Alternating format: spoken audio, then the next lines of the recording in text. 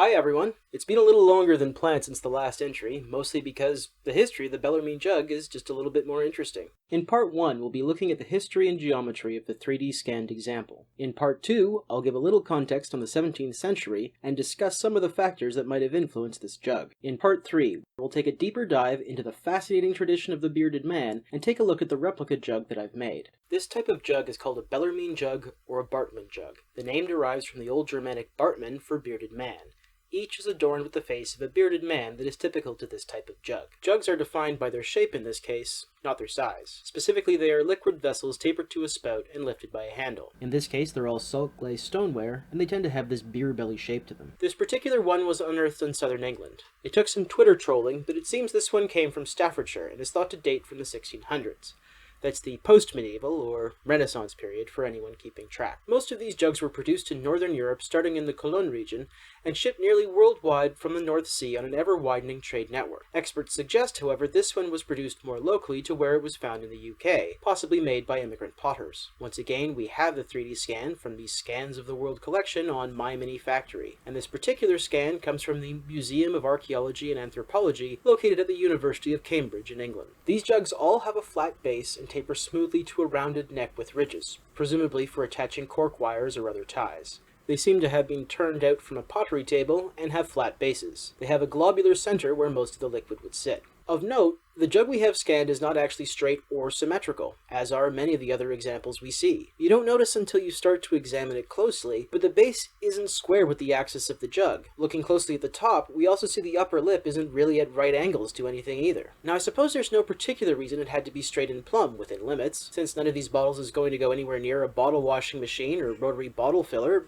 the precise shape doesn't actually matter, so I guess why bother trying to get it straight? If I were buying one, I would be more concerned about a predictable interior volume. I wondered how top-heavy the original was, so I did a little tipsy test on the bottle. You can see how much more stable it is when full, the liquid in the base and center giving it a suitably low center of gravity. One imagines they weren't very popular aboard ship, though. The scan of this jug wasn't complete, in that it didn't fully capture the interior. However, the scan did capture enough of the neck of the bottle to infer the thickness. From there, I went on to hollow out the scan using modeling software. Now, this approach isn't perfect. It does assume that the whole item has a uniform thickness throughout, and there's a few reasons that might not be true. It wouldn't be shocking to discover that the jugs needed a thicker neck to hold the weight of the liquid below. We also know that these handmade bottles are imperfect and have small differences in thickness throughout. We can see in this picture here that at least some of these jugs are approximately the same thickness throughout. I made the simplifying assumption that this would usually be true. In any case, the jug is represented here with 4.5mm thick walls. The Phidian mug we looked at last time had a little secret inside. The clay was significantly thicker inside the mug where the handle joined the wall of the mug, preventing the clay from tearing a hole out in the side when the mug was filled with something heavy. On these jugs, we instead see a brace of clay being added to the outside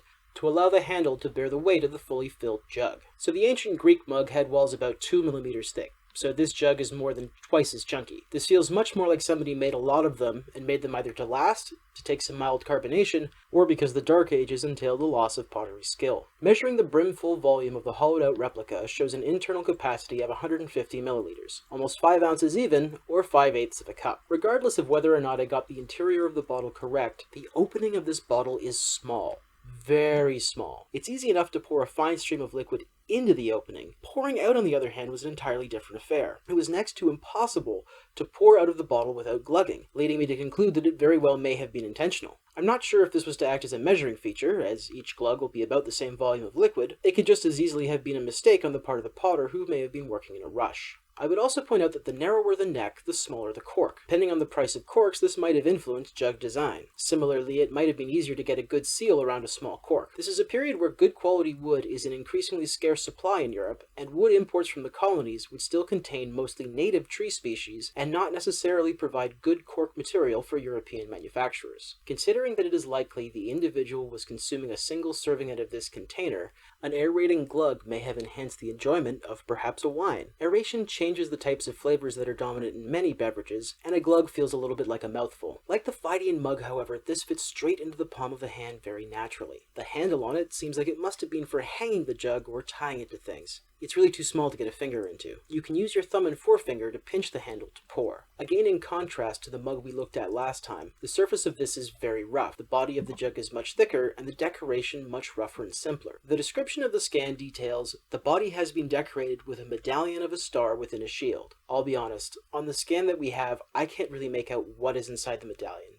but I'm certain it's lovely. As opposed to the carefully scrolled scenes, this has only two adornments: the face of the bearded man, and the shield of the family that produced the contents. These were likely prepared separately in wood or plaster molds, and transferred onto the jug's surface prior to firing. Taken together, this paints a picture of something that was produced in comparatively large numbers, indicating it was either very popular, very useful, or both. The more of something there is, the more it becomes common, and a little bit the more disposable it is. It's a bit like when you reuse a really good takeout container dozens of times.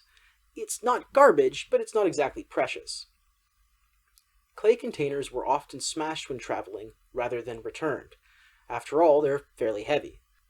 We also see examples from around the globe, with bottles, pots, jugs, all smashed so as to sacrifice their contents ritualistically, similar to christening a ship.